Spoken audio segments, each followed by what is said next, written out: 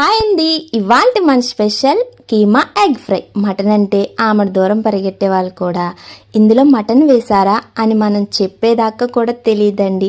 ఎందుకంటే mutton flavour చాలామంది ఇష్టపడరు కదా.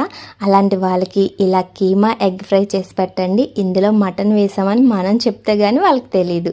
అంత టేస్టీగా ఉంటుందండి. ముందుగా వీడియోలో చూపించినట్టుగా మసాలాలన్నీ బాగా ఫ్రై చేసి ఆయిల్ లేకుండా మిక్సీ జార్ వేసుకుని పక్కన పెట్టుకోవాలి.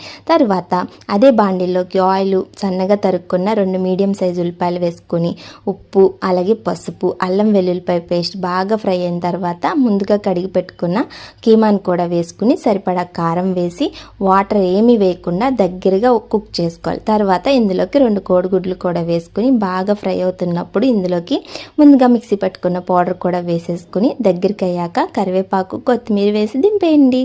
నచ్చితే మాత్రం ఒక లైక్, షేర్, సబ్స్క్రైబ్ చేయండి. బాయ్.